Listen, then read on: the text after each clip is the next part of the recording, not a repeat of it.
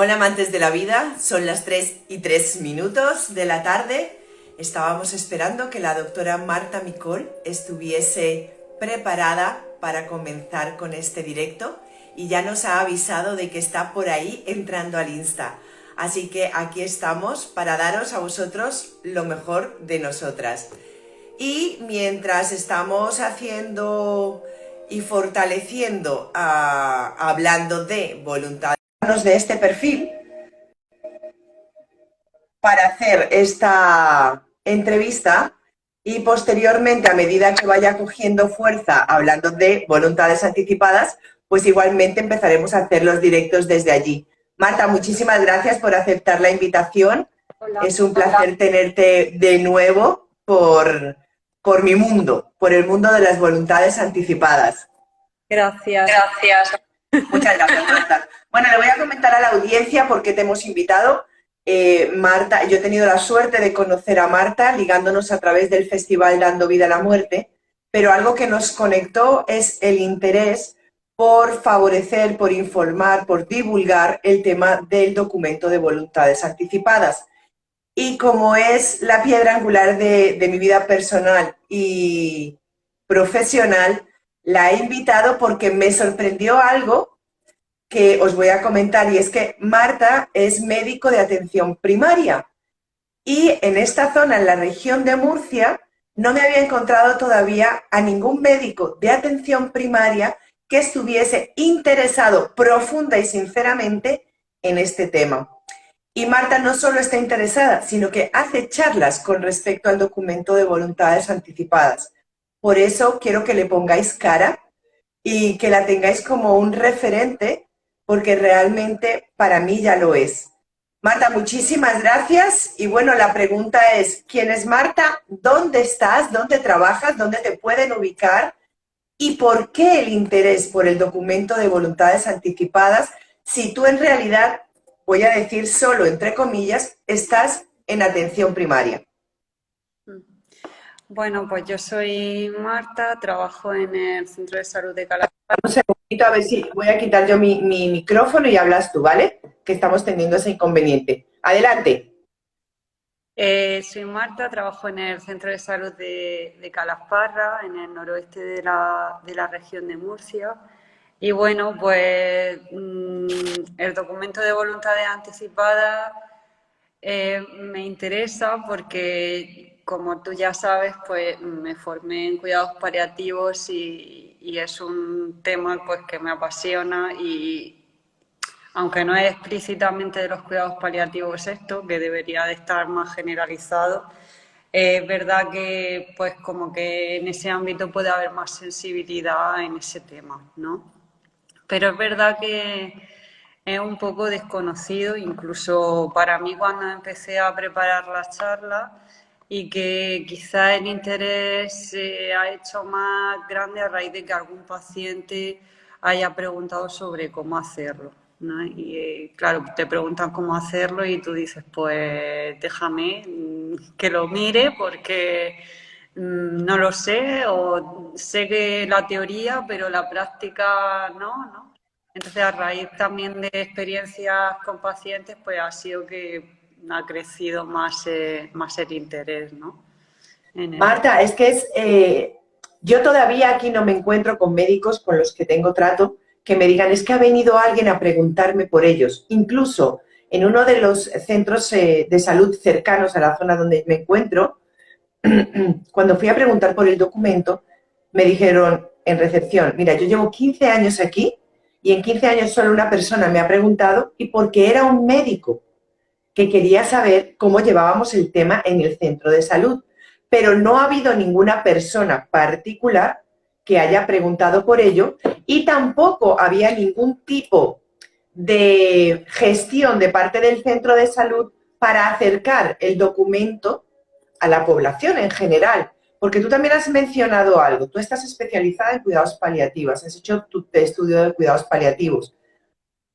En ese momento ya se reconoce que hay una necesidad de que la persona sepa que tiene unos derechos a tomar decisiones. Pero has dicho algo muy importante, debería estar generalizado. ¿De qué manera crees tú que podemos lograr esa generalización del conocimiento del documento de voluntades anticipadas? Pues, por ejemplo, lo que hacemos tú y yo, dar charlas en sitios que no tienen por qué ser necesariamente sanitarios, ¿no? Por ejemplo, las charlas que di el otro día ahí en el centro de salud, sí que es verdad que era en el centro de salud, pero vino gente de muchos tipos y jóvenes, más mayores, y yo creo que es que ya hay mucho desconocimiento en torno a conceptos muy básicos, ¿no? Porque me acuerdo que cuando preparaba las charlas te pregunté a ti y te dije, cómo puedo empezar? ¿No? ¿Empiezo de lleno hablando de las voluntades anticipadas o ahí qué tipo de introducción puedo hacer? ¿No? Y entonces ahí fue cuando me dijiste, pues, ¿por qué no aclaras ciertos conceptos, ¿no? Como la eutanasia, el suicidio asistido, la sedación paliativa? Entonces, ya partiendo de esos conceptos que yo doy por asumidos o que yo quizás daba más por asumidos, hay tanto desconocimiento desde ahí que simplemente empezando por esas pequeñas cositas, el tema de las voluntades anticipadas o del testamento vital va saliendo de la mano, ¿no? Conforme va aclarando también esas cosas, porque por ejemplo, yo di esa pincelada de introducción y luego en el post de la charla, muchas veces he quedado ahí en la introducción, ¿no? De dudas, me sorprendió la cantidad de gente que no me debería sorprender, pero me sigue sorprendiendo la cantidad de gente que confunde la eutanasia con la sedación paliativa, por ejemplo. Entonces, creo que hay mucho trabajo por hacer desde la base total, ¿sabes? De aclarar cosas y conceptos muy básicos que la gente no tiene claro y que le da miedo hablar porque piensa que si hablas de eso es que te vas a morir ya, ¿no?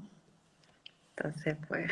Justo con lo que tú estás diciendo, claro, la primera vez que que estábamos en un proceso de tomar decisiones y tal, me dice, pero es que siento que si hago esto, estoy planificando el morirme. Digo, hombre, la verdad es que lo que estás planificando es vivir bien para poder morir bien. Eso está claro.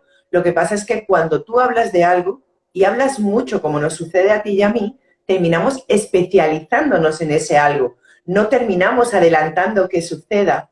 Es como lo mismo que sucede o que pasa con el suicidio o el embarazo.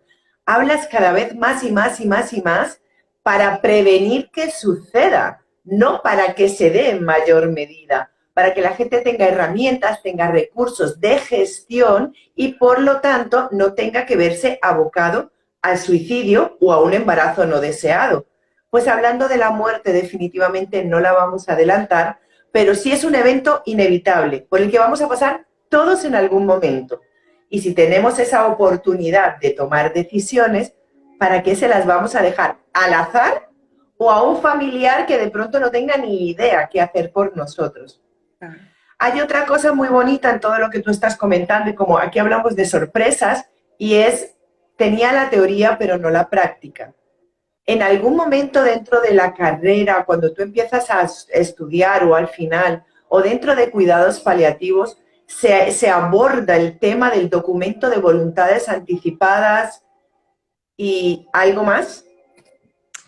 Pues yo era carrera y me considero, entre comillas, privilegiada porque había un pequeño apartado de cuidados paliativos que ya no es muy frecuente en la mayoría de las facultades, ahora más, afortunadamente. No se habló del documento de voluntades anticipadas, que por cierto alguien preguntaba aquí, hablando de los conceptos, voluntades anticipadas y testamento vital, ¿es lo mismo? Sí, es lo mismo y en Muchas gracias, Marta, porque no me había dado cuenta del comentario de Silvia. Gracias, Silvia. Sí, sí, por supuesto. Testamento vital, digamos que es el primer término que se acuña en Estados Unidos para el Living Wills. Tenía una intención y era solamente una intención, y era establecer qué asistencia sanitaria no queríamos, porque había tratamientos de más. Y luego a partir de ahí empieza a evolucionar hasta que llega a ser una planificación anticipada de la asistencia sanitaria en España con creo que 6 o 7 nombres diferentes de acuerdo a las comunidades. Aquí es saber quién le pone el nombre más bonito o el más significativo, pero el documento de voluntades anticipadas, de instrucciones previas, manifestaciones previas de la voluntad, hay varios nombres para un mismo documento con un solo fin, y es garantizar que tengas la asistencia sanitaria que en un proceso deliberativo libre hayas tomado por ti mismo, por ti mismo, por ti misma. Así es, correcto. Muchas gracias, Marta, porque no me había dado cuenta del comentario de Silvia. Que venía un poco al hilo de los conceptos no básicos que estábamos hablando antes. Bueno, y ya en el máster sí que se metió mucha más, en el máster de paliativos sí que había bastantes profesores que hablaban de ese tema, y de hecho hubo una compañera en concreto que el trabajo final de máster fue en torno a eso, que es muy interesante. Un día le puedo decir que se pase también por aquí, porque no se llegó a hacer por falta de tiempo, pero fue un proyecto bonito que ella diseñó para hacer como una especie de cribaje en el centro de salud donde nosotras estábamos haciendo la residencia. Al azar ir cogiendo pacientes en la consulta, explicarles lo que consistía el documento de voluntades anticipadas y ayudarles a su realización o a que se plantearan si lo querían hacer. Marta, pues luego ya por privado me darás el nombre de esta persona, porque por supuesto esperamos que acepte la invitación y pase por aquí, porque en realidad todas esas experiencias lo que van a estar haciendo es que muchas personas que nos vean en directo o en diferido se vean reflejados en nosotros, en vosotras, en vuestras experiencias. Porque también estamos haciendo el llamamiento a todo aquel que haya tomado la decisión de registrar sus voluntades anticipadas y quiera expresar por qué tomó esa decisión, en qué momento, qué lo motivó. De modo que todas esas experiencias que han llevado a la gente a tomar una decisión tan importante, a la que yo llamo vital, lo expresen aquí y otros puedan ver, primero, que no han muerto por haberlo hecho, y segundo, que conozcan qué les motivó a hacerlo. Marta, ¿cuál es el perfil de la persona que principalmente registra sus voluntades anticipadas en España, que creo que por el tipo de persona puede verse reflejado en otras partes del mundo? Pues mujeres, 6 de cada 10 son mujeres, la mayoría son o han sido cuidadoras, y un dato que a mí me llamó mucho la atención, que tú me comentaste, fue el hecho de haber estado en contacto con pacientes en UCI, ¿no? Y eso, cuando lo mencioné en la charla, también llamó mucho la atención entre las personas que había allí, ¿no? Porque muchos no habían sido acompañantes de UCI, pero sí habían sido acompañantes en situaciones de hospital bastante aceleradas, ¿no? Como inesperadas, que no se esperaba que se fuera a resolver así la cosa y que al final acababa falleciendo la persona y tenían que tomar muchas decisiones muy rápido. Y eso yo creo que es una experiencia vital que pesa muchísimo, el verte en una situación en la que tienes que tomar decisiones rápido, que no tienes a esa persona para consultar, que eres tú la que tiene que decidir y no estás seguro de si esa persona hubiera querido eso o no. Entonces, yo pienso que muchas veces es también un acto de generosidad para los que están contigo, ¿no? De decir, bueno, no quiero que tengan que tomar decisiones de las que luego se arrepientan o estén pensando toda la vida si lo han hecho bien o no. Voy a decir lo que yo quiero y les libero también de esa carga. Y entonces... Me encanta la palabra que has utilizado. Has utilizado la palabra generosidad. O sea, no es solamente anticipar qué quiero para mí, sino queriendo lo que quiero para mí, estoy anticipándome a cuidar de mi entorno, de mi familia, de mi pareja, de la persona que tenga al final que tomar la decisión si yo no la he tomado. Entonces me parece precioso pensar en esa generosidad contigo mismo porque estás planeando para ti, pero estás liberando a otro del peso de decidir por ti. Así, sí, yo Y, todavía tengo un poco de esperanza en la humanidad y por la experiencia que yo veo, porque también en paliativos, aunque no trabajo directamente en paliativos, que estoy en primaria, pero se ven muchos pacientes paliativos, te das cuenta de que al final la gente la mayoría de las veces sufre por ver sufrir a los demás, no tanto por su sufrimiento. Entonces, cuando ves esas cosas, dices, realmente hay un rayito de esperanza entre todo este caos de mundo, porque pensamos, o sea, cuando queremos realmente a alguien, pensamos en esa persona y en su sufrimiento, y eso nos afecta a veces más que lo que a nosotros nos pueda pasar. Y con el documento de voluntades anticipadas creo que hay mucho de eso y muestra de eso es el perfil de la persona que suele rellenarlo con más frecuencia, ¿no? claro, porque es que algo que sí hemos visto en esta toma de decisiones es que posiblemente tú no sabes qué quieres, pero sí, como has acompañado a alguien en su proceso de sufrimiento y de su dolor, sabes lo que no quieres. No Exacto. quiero pasar por esa situación, no quiero morir de esa manera, no quiero verme yo en situaciones similares.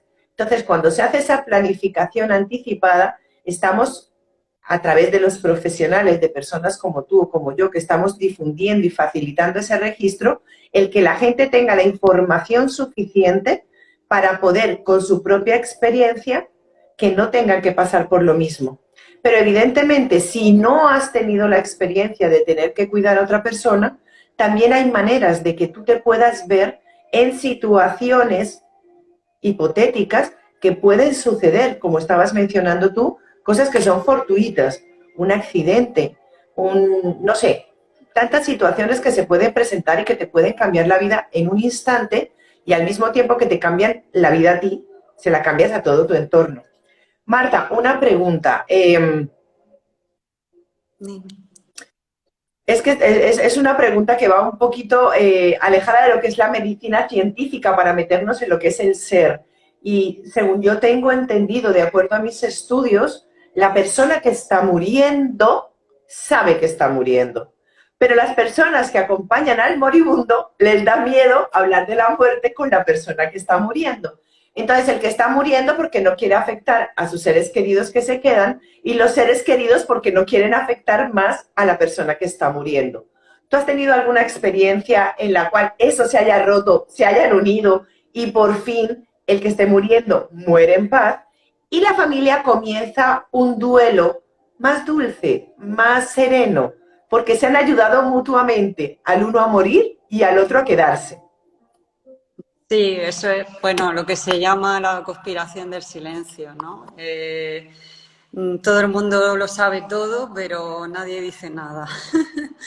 Y sí, ha habido casos que no se han resuelto bien y ha habido casos que se han resuelto bien porque hay familias que son quizá con las que se puede llegar a un acuerdo y decir, bueno, si la persona me pregunta, yo le tengo que informar, está en su derecho, además seguro que sabe que algo le está pasando porque no se encuentra bien, cada vez se encuentra más cansado, le cuesta más hacer X cosas, se fatiga más o tiene X síntomas de la enfermedad, que cada vez va más.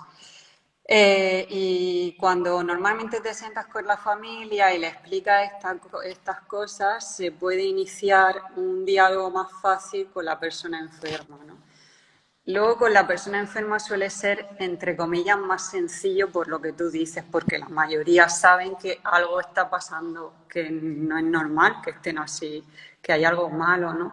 Entonces, yo, por ejemplo, así por ponerte un caso en concreto, no hace mucho tuve una paciente que estaba diagnosticada de cáncer de colon y no se le informó en el hospital a la paciente, aunque era una señora mayor, pero no tenía ningún deterioro cognitivo, o sea, podría haber asumido esa información.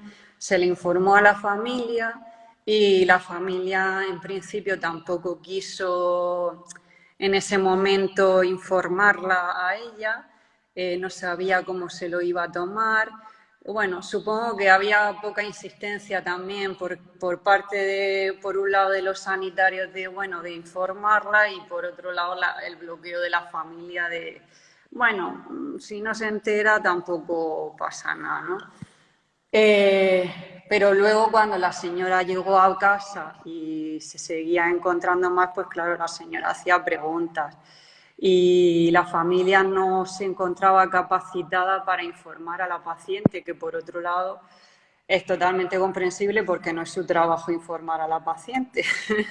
Entonces, bueno, hablando con ellos, pues les dije, vamos a hablar, voy a hablar con ella. Si ella me pregunta, vamos a ver si lo quiere saber, ¿no? Y efectivamente, pues hablando con la señora, ella ya intuía que había algo que no iba bien. De hecho, en su familia había habido varios cánceres y ella, pues en su cabeza, eso estaba ahí, la palabra cáncer estaba ahí.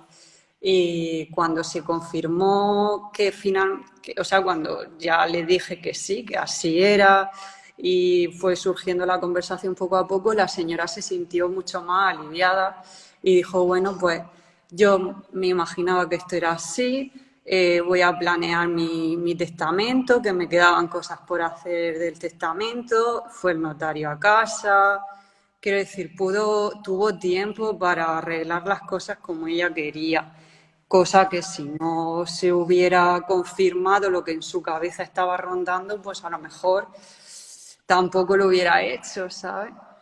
Qué maravilloso todo lo que estás diciendo. Yo, mira, en este momento yo llevo unos días, incluso eh, he citado y ojalá venga un doctor que es geriatra, porque trabaja de una forma muy bonita con los adultos mayores. Pero da la casualidad de que nos jubilamos, pasamos de los 60 y los jóvenes ya deducen que somos inútiles. ¿Sí? O sea, a mí me faltan 9 años para los 60 y digo, Dios, o sea, no, por favor. Entonces, el asunto es, los adultos mayores han sido adultos jóvenes, ¿sí? Y todavía están en capacidad de tomar decisiones, o sea, no los anulemos. Tú has dicho algo importante y es, vamos a preguntarles, o sea, ¿quieres saber lo que está sucediendo? Si es difícil, te sientes capaz con el apoyo de tu familia, tu red de apoyo, un psicólogo, un terapeuta, de manejar esto, y le estamos dando la oportunidad, como hicisteis con esta mujer, de que dejase su entorno solucionado. A ver qué nos pregunta Silvia. ¿Testamento notarial solamente es de bienes materiales? Vamos a ver. Hay 3 documentos que nos comentaban el otro día en el festival que era muy importante tener solucionado.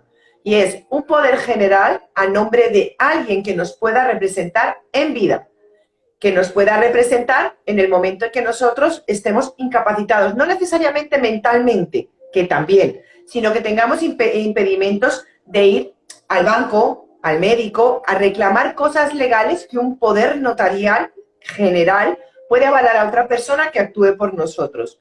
Un testamento patrimonial, que es el que tú estás hablando en este momento, que son los bienes materiales, y este testamento vital, que lo hacemos a través del registro de instrucciones previas, que lo podemos hacer a través de una notaría, lo podemos hacer, como en el caso de Marta, a través del centro de salud, o lo podemos hacer independientemente con 3 testigos y un representante. Un segundito. Y estos son esos 3 documentos que son imprescindibles que tengamos en vida para, si en un momento dado nos encontramos incapacitados, alguien pueda actuar por nosotros, y en el caso del testamento vital, ni siquiera haga falta que alguien hable por nosotros, porque estará registrado absolutamente todo. Espero que me comentes si me he explicado correctamente y si no, seguimos aclarando. De todas formas, no le vamos a robar mucho más tiempo a la doctora porque sé que tiene el tiempo limitado. Pero sí quiero recordaros lo que estábamos hablando en este momento, y es, los adultos mayores tienen capacidad de ser resilientes, lo han venido siendo toda la vida. Estamos pensando que en este momento los adultos mayores de más de 80 años son inútiles para decidir o para soportar un sufrimiento. y vienen posiblemente de una guerra, de una posguerra, de haber sacado hijos adelante por sus propios medios. Entonces, no deduzcamos que han perdido su capacidad de ser resilientes, de soportar un golpe y volver a ponerse delante de la vida, porque posiblemente seamos nosotros los que queremos cuidarlos y estamos haciendo todo lo contrario, como en el caso de esta mujer, que si no se hubiese tomado la decisión de que Marta le informase su situación, ella no hubiera tenido el tiempo de reacción para arreglar toda su vida y no sé si esta mujer ha fallecido, pero seguro que sí lo ha hecho o lo hará en breve tiempo en este momento. Tendrá todo solucionado y le habrá dejado todo a su familia en orden para que no se tengan que rebanar los sesos con nada. ¿Esta mujer ha fallecido, Marta? Ha fallecido, sí, y por ejemplo su nieta, que estaba muy vinculada a ella y pensaba que lo iba a pasar, yo pensaba que lo iba a pasar muy mal, porque para ella su abuela era como una segunda madre, era la que se encargaba de los cuidados, de todo. Está bastante, puedo decir, bien, bastante la situación. Entonces, creo que tuvieron tiempo también de hablar, de decirse muchas cosas. O sea, desde que yo le informé hasta que la señora falleció pasaron por lo menos 3 semanas, y en esas semanas le dio tiempo a poner las cosas en orden, y ojalá todos los casos fueran así. También he tenido casos que no han funcionado, pero mm, cuando funciona es muy bello, la verdad. Ver cómo. Eso que tú estás diciendo me resulta interesante que lo matices y es cuando se logra, tanto la muerte, el tránsito de la persona es sereno, como el comienzo del duelo, lo cual no quiere decir que estemos evitando la tristeza, el sufrimiento del momento, porque estamos dejando partir a una persona que es importante para nosotros. Ahora bien, te quedas con una sensación de le ayudé, la sostuve, la apoyé. Sí, sí. Sí, además fue, bueno, fue un caso que le tengo especial cariño, sí, porque yo me fui de vacaciones y justo cuando vine de vacaciones fue el día que falleció. Entonces también tuve ahí como algo mágico, ¿no? Parecía que la señora estaba esperando a que yo llegara. Por supuesto, Marta, por supuesto. O sea, ¿alcanzaste a verla ese último día? Hace a verla el último. ¡Wow! Puedes estar segura que esta mujer te esperó para agradecerte desde su interior lo que habías hecho. Así que es un regalo precioso. Es un caso, la verdad, que guardo con mucho cariño. Y bueno, y lo que decías de los adultos mayores, por ejemplo, una de las personas, poquitas personas que han entrado preguntando abiertamente sin ser informados previamente del documento de voluntades anticipadas, era una señora de 80 años que estaba muy bien, o sea, tiene una calidad de vida muy buena, centrada a nivel de cabeza, totalmente lo que tú dices, un adulto, pues un adulto que puede tomar sus decisiones, que no tenía hijos y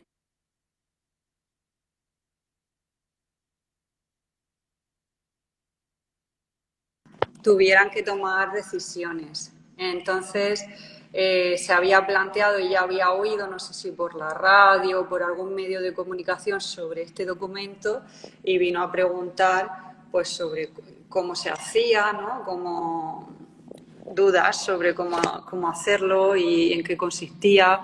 Y sí que es verdad que cuando preguntó tenía ese temor de parece que estoy preparando mi muerte, ¿no? Bueno, sí, estás preparando tu muerte, pero no hay nada de malo en preparar la muerte, ¿no? Porque seguramente haya menos sufrimiento si la preparamos, ¿no?, que si no la preparamos. Mira, yo en este momento voy a hacer la similitud entre preparar un nacimiento. ¿Qué hacemos con la preparación de un nacimiento? Que todo sea especial, que todo sea bonito, que todo sea sereno, que sea un aroma bonito, un color bonito, todo bonito. Pues lo mismo podemos hacer con la muerte, porque como inevitablemente va a suceder, ¿por qué no preparar que tenga también ese cáliz de importancia? No sé, yo creo que es otro momento especial en la vida, el momento que nos separamos de lo conocido, ¿no? Entonces, evidentemente, de verdad que nos has dejado, yo creo que no hay un solo segundo de esta charla contigo que no haya entregado una cantidad mayúscula de valor. De lo que tú me decías de esta última mujer con 80 años, adulto mayor, que viene, es que claro, hay una diferencia entre hablar de un adulto mayor, hablar de un anciano. O sea, lo estamos... anciano es como, ya no sirve. No, es un adulto mayor con unas vivencias maravillosas. Y has dicho algo que me resulta muy importante. No tenía hijos. Puede ser que seamos los hijos los que impidamos a los padres mayores a tomar decisiones porque somos nosotros los que, con mucho amor, les limitamos. Pues yo diría que un poco sí, porque, por ejemplo, las sobrinas quizás al tener esa distancia, luego vinieron otro día con ella porque le dije, ¿por qué no vienen tus sobrinas? Y hablamos todas, y eran bastante receptivas y abiertas a hacer el documento, o sea, lo veían como una cosa que para ellas les facilitaba también mucho el trabajo y las decisiones y demás. Pero es verdad que los hijos, desde el propio amor que sienten hacia los padres, cuando empiezan a surgir estas preguntas, ¿no? Pues así, yo creo que así como cuando los niños empiezan a preguntar sobre la muerte, intentas buscarle una explicación y darle una respuesta porque quieres satisfacerlo, cuando los ancianos o los adultos mayores empiezan a preguntar sobre la muerte, es como... No digas eso, si todavía vas a vivir, si estás muy bien, siempre se tiende a evitar el tema cuando precisamente por edad estás más cerca seguramente del proceso, aunque a cualquiera se puede morir en cualquier momento, ¿no? Pero por naturaleza a ellos les preocupa porque saben que es más inminente, ¿no? Y se tiende mucho a evitar ese tema cuando sale.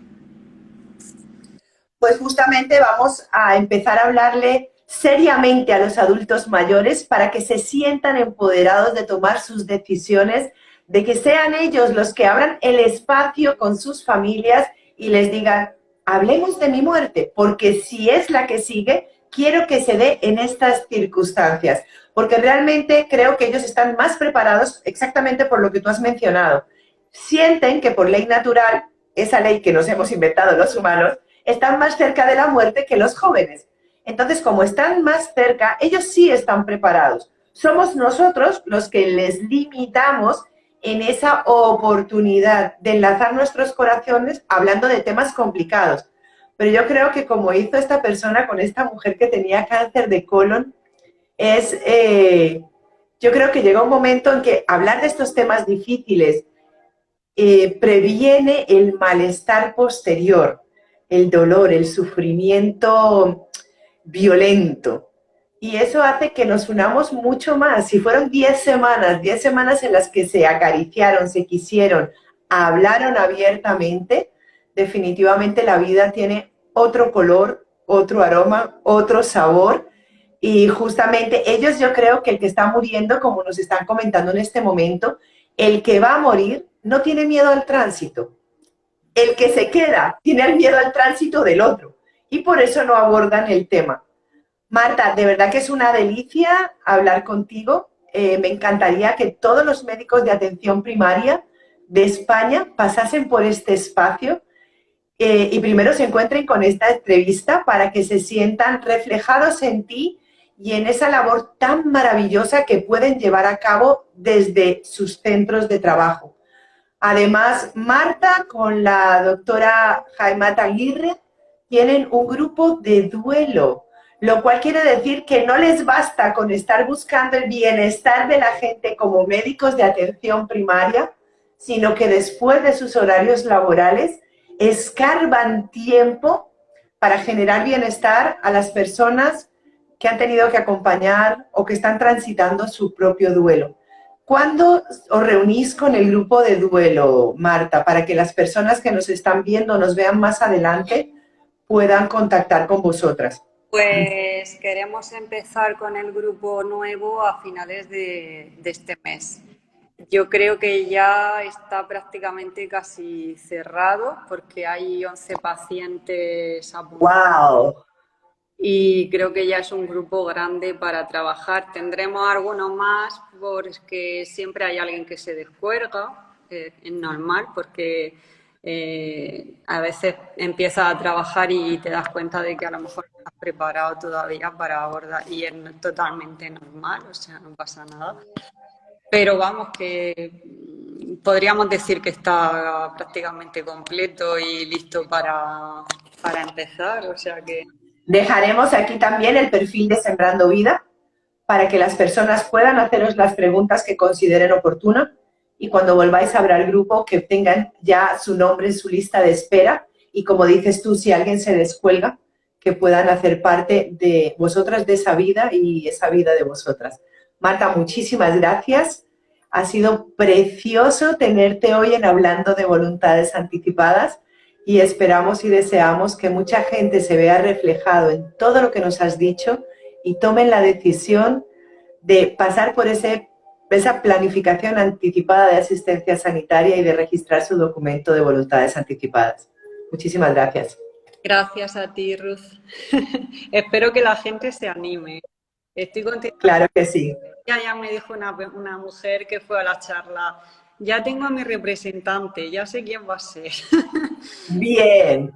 Sé que son conversaciones complicadas, pero de verdad que alivia mucho poder tener ciertas cosas resueltas y habladas y permiten el acompañamiento, porque cuando las cosas se saben a la mitad y no se sabe del todo, el acompañamiento también es más limitado, ¿no? Porque la otra persona no sabe hasta qué punto, cuánto tiempo va a pasar hasta que sabe que está a su lado, evidentemente, pero si la otra persona no tiene la certeza de que va a pasar poco tiempo, como en el caso de esta señora, ¿no?, del cáncer de colon, pues el acompañamiento no es tan profundo y a veces puedes sentir que es incompleto.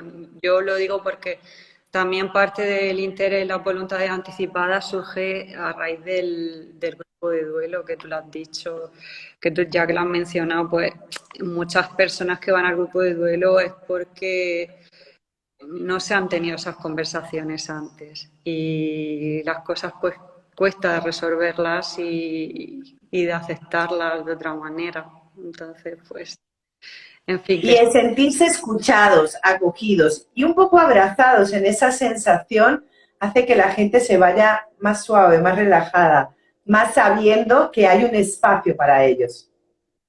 Sí, sí.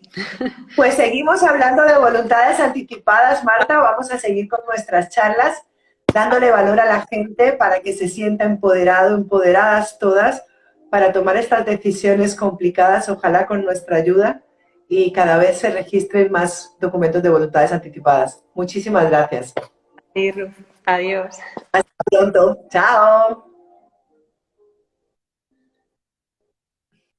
Bueno, esto ha sido el capítulo de hoy de Hablando de Voluntades Anticipadas con la doctora Marta Micol, que está en el Centro de Salud de Calasparra. No ha habido un instante que no haya dejado un valor incalculable para que todos tengamos cada vez más herramientas, más recursos y sobre todo un espejo en el que reflejarnos para tomar decisiones complicadas.